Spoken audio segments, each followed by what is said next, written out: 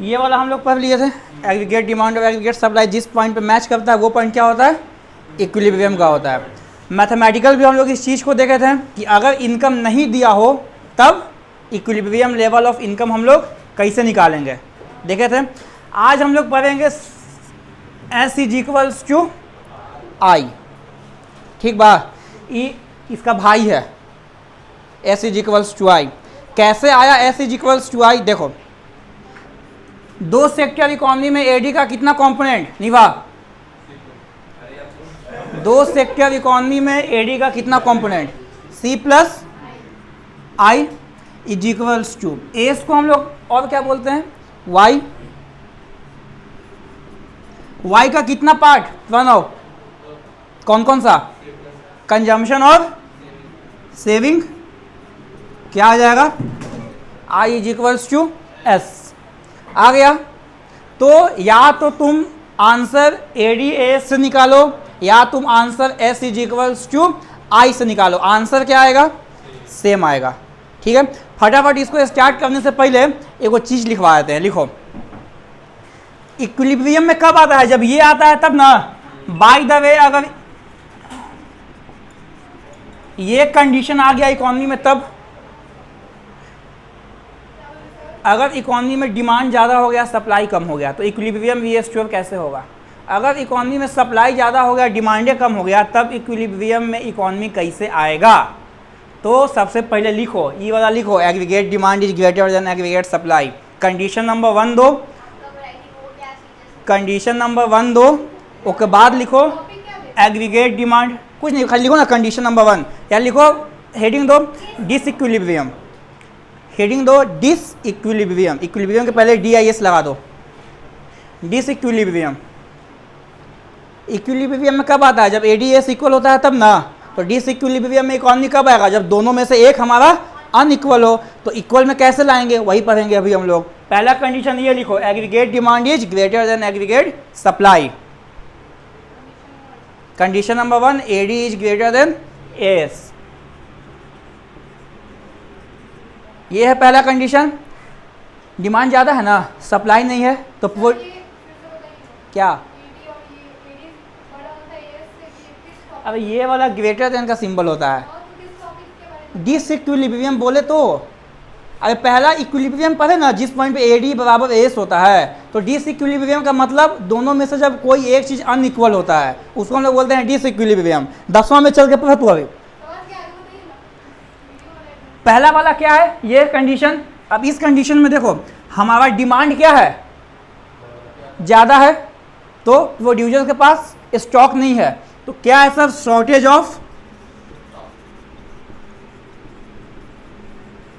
Shortage of stock, stock का shortage है ना मार्केट में, तब ना डिमांड को फुलफिल नहीं कर पा रहा है।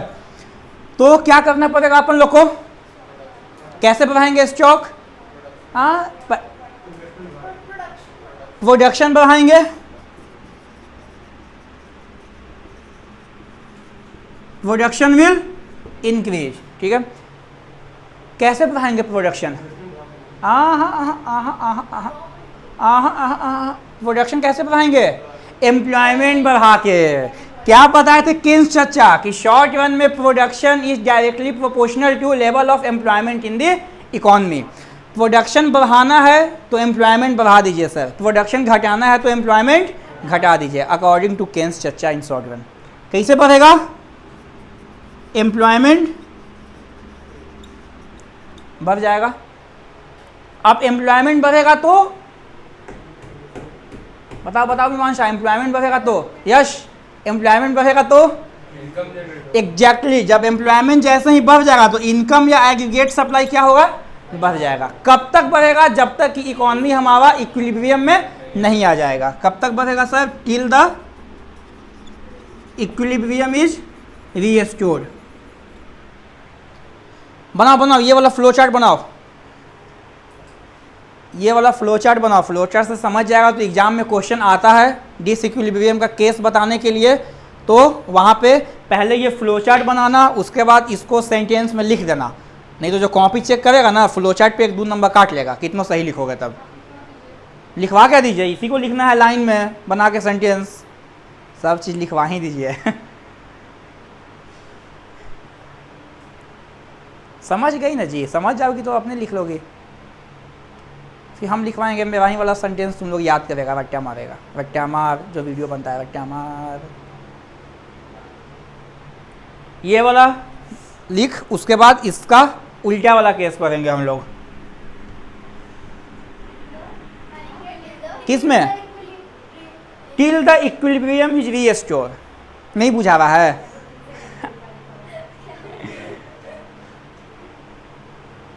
लाइकन सब हमारा एकदम हीरा है। लाइकन सब मतलब लाइकन सब समझ आता है ये लोग को क्या लिखे हैं। चलिए अगला कंडीशन लिखो, जब एग्रीगेट डिमांड कम हो, जब हमारा हाँ ये second condition,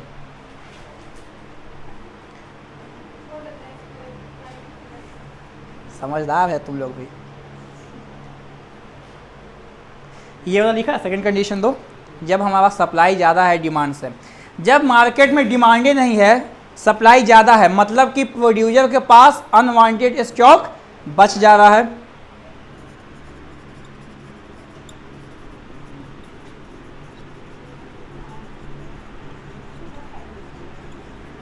unwanted stock with producers.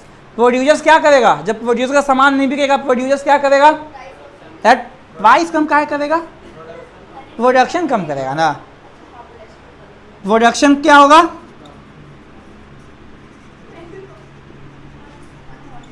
कम हो जाएगा प्रोडक्शन। प्रोडक्शन कैसे कम होगा, एम्प्लॉयमेंट कम करके। क्यों? क्योंकि केन्स चाचा क्या बताए थे, दोनों के बीच में रिलेशनशिप डायरेक्ट होता है। एम्प्लॉयमेंट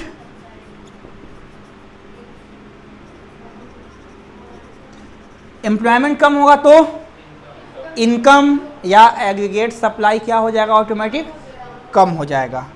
इनकम या एग्रीगेट सप्लाई विल डिक्रीज। और इसका इफेक्ट ये कब तक चलेगा सर, जब तक कि हमारा इकोनॉमी वापस इक्विलिब्रियम में नहीं आ जाए।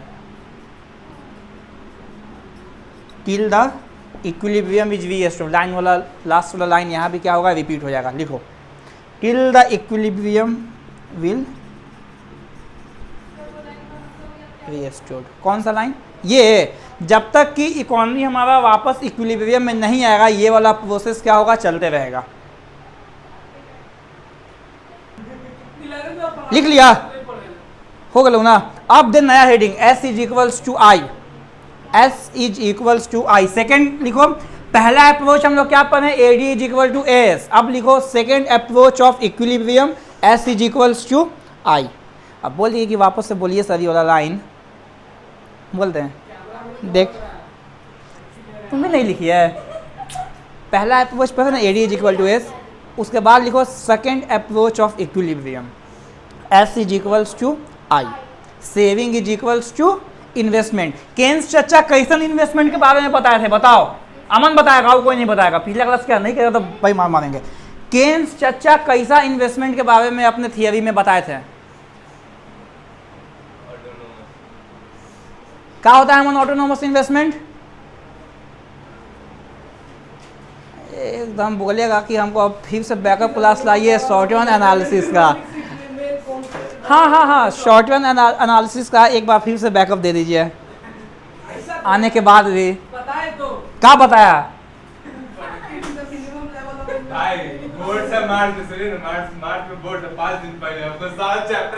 ब्ला blah blah blah. S is equals to I. Alternative approach यही है, एडी का छोटा भाई। कैसे आया है वो भी कॉपी में लिख लेना। एडीएस होता है, एडी का हाँ, saving is equals to investment. AD का दो कंपोनेंट, एक कंजम्पशन एक इन्वेस्टमेंट, टू सेक्टर मॉडल में। एस को हम लोग क्या बोलते हैं? इनकम। जितना का एग्रीगेट सप्लाई पैरेलली उतना का इनकम जनरेट हमारे इकोनॉमी में होता है। इनकम का कितना पार्ट? 2, सेविंग और consumption. I is equals to S.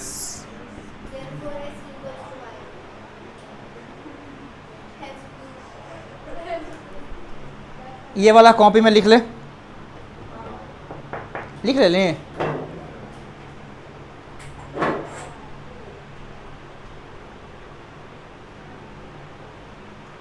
ये वाला चैप्टर बहुत मज़ेदार है, इसके बाद वाला भी चैप्टर मज़ेदार है।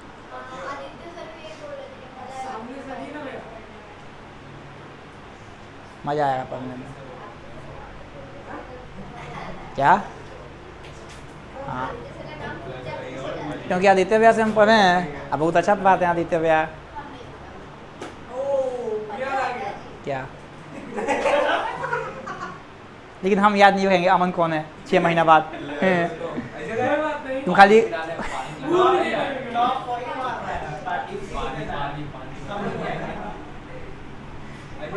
चल अब शेड्यूल बनाओ, शेड्यूल बनाओ।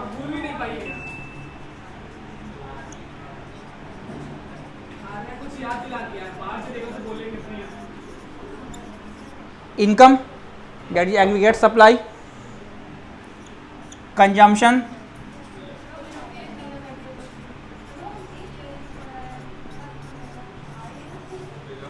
इन्वेस्टमेंट। जिया इन्वेस्टमेंट कांस्टेंट क्यों है? इन्वेस्टमेंट कांस्टेंट क्यों है? इनकम के साथ हम इन्वेस्टमेंट क्या नहीं बढ़ाएं?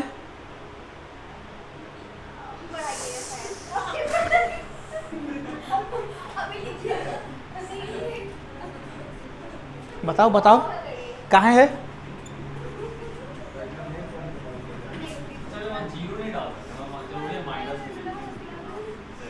कहाँ? सेविंग एकदम प्रैक्टिकल लाइफ में बैंक बैलेंस जब पैसे नहीं है तो निगेटिव में नहीं जाएगा, लेकिन यहाँ पे माइनस में जाता है तो माइनस में पढ़ना है।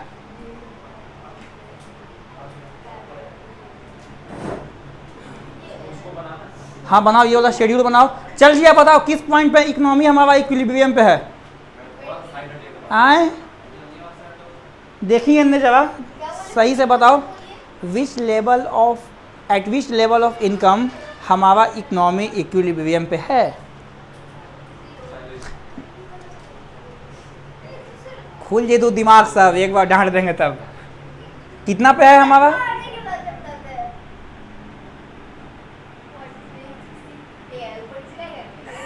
बताओ ना जल्दी। 40।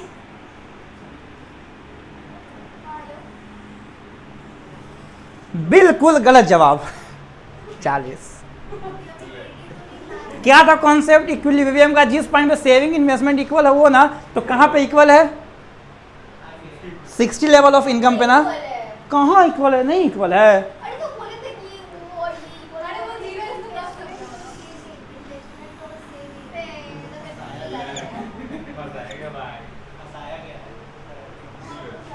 कहाँ पे इक्विलिब्रियम है हमारा? 60 लेवल ऑफ इनकम पे। जिस पॉइंट पे हमारा इकोनॉमी इक्विलिब्रियम में है उस पॉइंट पे इकोनॉमी में 60 लेवल ऑफ इनकम जनरेट हो रहा है, या जीडीपी बोलो या आउटपुट बोलो।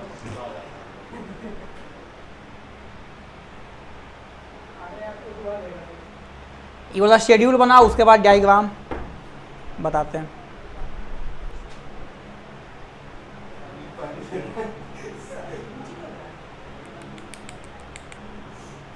बना लिया ये वाला?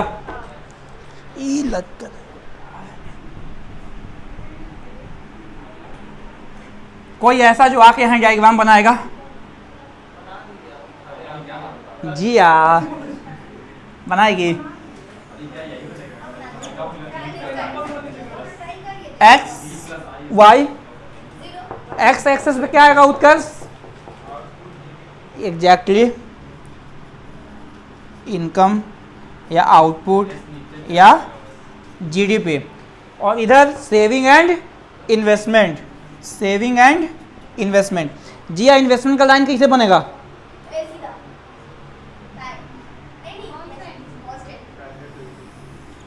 इन्वेस्टमेंट, क्यों बना इन्वेस्टमेंट का line parallel to x axis? क्योंकि हमारा इन्वेस्टमेंट कांस्टेंट होता है at every level of income.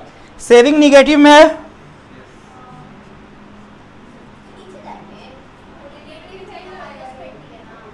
Negative zero के नीचे ही जाता है ना, यहाँ पे जीरो होता है तो निगेटिव उसके नीचे ही ना जाएगा।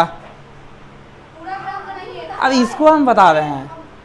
तो सेविंग का लाइन कैसे?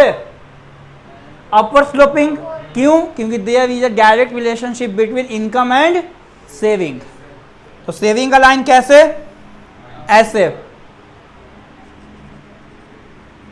किस पॉइंट पे इक्विलिब्रियम? यहां।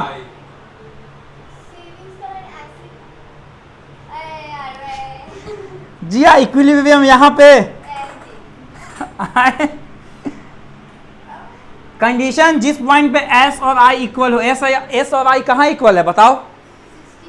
हाँ, तो कहाँ पे, मतलब ग्राफ में कहाँ पे दोनों एक दूसरे को टच कर रहा है, कट कर रहा है, बताओ? Exactly. E is the point of equilibrium of 60 level of income। हाँ मीमांशा पूछ। सेविंग का ऐसे, ऐसे ही ना? अरे ऐसे ही तो हम भी बोल रहे हैं। क्योंकि हाँ, पूछ पूछ पूछ।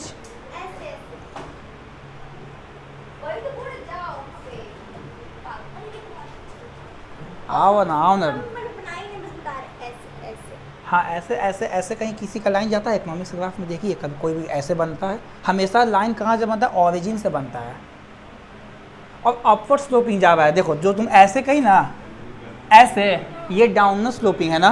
क्यों सर? क्योंकि लाइन लेफ्ट टू राइट जा रहा है। रुको रुको एक मिनट, ये जो तुम ऐसे बोली हो ये डाउनवर्ड स्लोपिंग है, मतलब जब कोई भी चीज़ घटता है तब ऐसे बनेगा। सेविंग ऐसे क्यों बना? क्योंकि देखो डायग्राम में, शेड्यूल में माइनस से स्टार्ट हुआ, इसलिए हम इसको यहाँ से स्टार्ट किया। नहीं तो सेविंग अगर जीरो होता तो हम यहाँ से स्टार्ट करते हैं। सेविंग इस पॉइंट पे क्या है? जीरो है, ठीक है? यहाँ से स्टार्ट अब इसलिए किए हैं क्योंकि सेविंग निगेटिव में गया है। अपवर्ड स्लोपिंग इसलिए क्योंकि सेविंग कांस्टेंट रेट से क्या हो रहा है? इंक्रीज हो रहा है। Plus there is a direct relationship between income and saving, इसलिए सेविंग अपवर्ड स्लोपिंग है। आई तुम्हारा पैरेलल है एक्स एक्सेस के, क्यों? क्योंकि आई तुम्हारा क्या है? कांस्टेंट है at every level of income.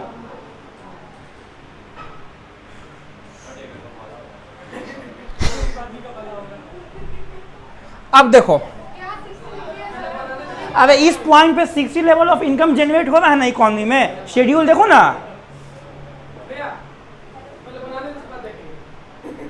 अरे जिस पॉइंट पे एस और आई इक्वल है उस पॉइंट पे इनकम कितना है?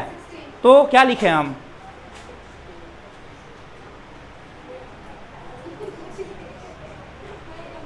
अब देखो इसका न्यूमेरिकली बनाओ जल्दी डायग्राम, उसके बाद न्यूमेरिकल वाला चीज बताते हैं।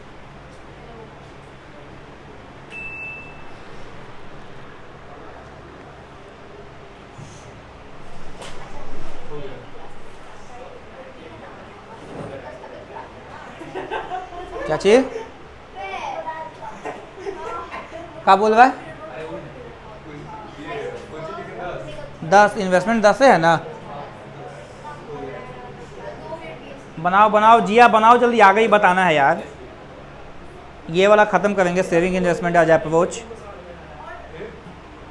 उसके बाद न्यूमेरिकल्स बनवाएंगे, उसके बाद फिर इन्वेस्टमेंट मल्टीप्लायर पढ़ाएंगे, उसके बाद चैप्टर का द एंड। हाँ, इन्वेस्टमेंट मल्टीप्लायर के बाद उसका न्यूमेरिकल बनवाएंगे, उसके बाद चैप्टर का द एंड। अरे बहुत पढ़ना है मैक्रो में। ये चैप्टर थोड़ा लंबा है क्योंकि न्यूमेरिकल्स भी है ना इसमें। एग्जाम में न्यूमेरिकल्स पूछता है भाई, एग्जाम में न्यूमेरिकल्स पूछता है।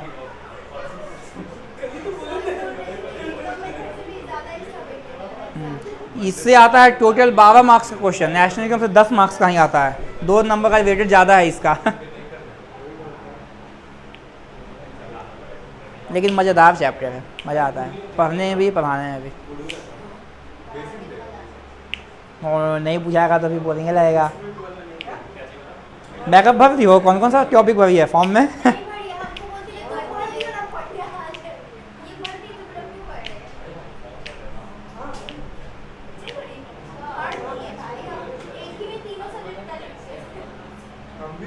हो गया डायग्राम। अबे देखो ना,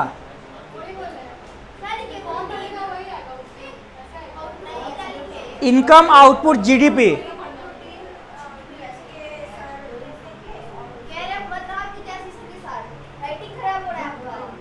बन गया भैया, बनो अमन।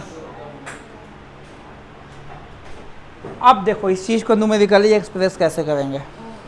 यहाँ तो पता है कि इक्विलिब्रियम पे कितना लेवल ऑफ इनकम है, 60, देख के बता दोगे। अगर हमको पता नहीं रहता कि कितना इनकम है तो कैसे निकालते हैं। ये है S इज टू आई। बताओ तो अमन, S का इक्वेशन क्या था पिछला चैप्टर में? अब था ना पिछला चैप्टर में, S का इक्वेशन क्या था? सेविंग फंक्शन का इक्वेशन क्या था? हाँ क्या था सेविंग इक्वेशन का? इक्वेशन बताओ तो, मतलब सेविंग फंक्शन का इक्वेशन क्या था बताओ। बात बनाएगा खाली पीछे बैठ के, आए क्या था निभा सेविंग इक्वेशन का? C bar minus C bar plus 1 minus B Y is equals to I. ये आई हूबहू उतर गया, ये एस को हम लोग ब्रेक किए इक्वेशन में। ये एस का इक्वेशन है, जब तुम लोग हम प्रीवियस चैप्टर पढ़ाएंगे तो वहां पर पढ़ा देंगे, ठीक। ये एस का इक्वेशन है। माइनस सी बार क्या होता है?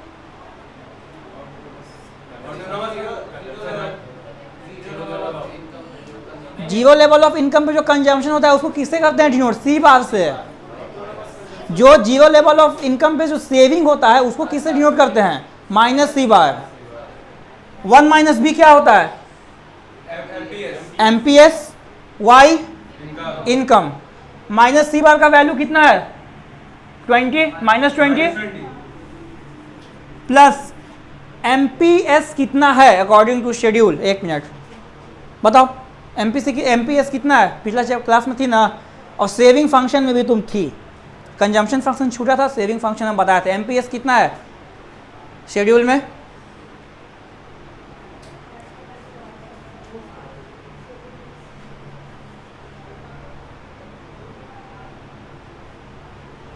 कितना है आया एमपीएस शेड्यूल में? 0. कैसे 0.5? एमपीएस क्या हम बताए थे कि इनकम कितना से बढ़ा उसका एडिशनल सेविंग पे कितना इफेक्ट पड़ेगा। इनकम कितना से चेंज हो रहा है? 20 से। सेविंग कितना बढ़ा आ गया? 10। कितना आ जाएगा? 10 डिवाइडेड बाई 20, 0.5। समझ आया? तब भूल कहा जाती है ये चीज़। वह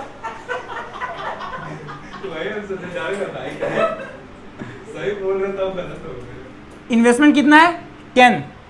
वाई का वैल्यू निकालना है अपन लोग को। 0.5 Y is equals to 20 10 30, Y is equals to 30 divided by 0.5। ये तो हर जगह 10 आ जाएगा। पॉइंट हो जाएगा ना 60। पॉइंट हटाया यहाँ से, यहाँ 10 आ गया। 5 दूनी 10, 30 दूनी 60 निकल गया। शेड्यूल में भी 60 है।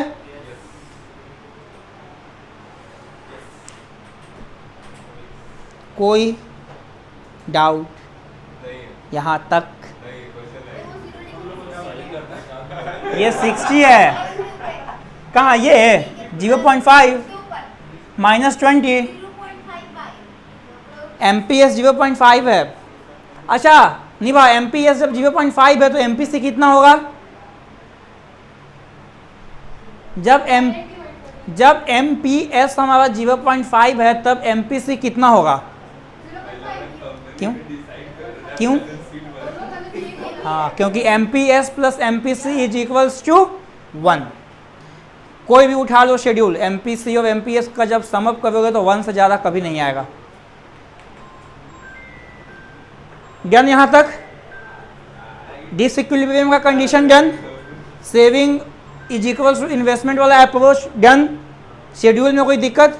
डायग्राम में कोई दिक्कत? मैथमेटिकली कोई दिक्कत? ये वाला चीज़ भैया क्लियर रखना हो, क्योंकि आगे पूरा यही बताना है इकोनॉमी इक्विलिब्रियम में कब आएगा। तो न्यूमेरिकल्स नहीं क्लियर होगा तो बत्ती गुल।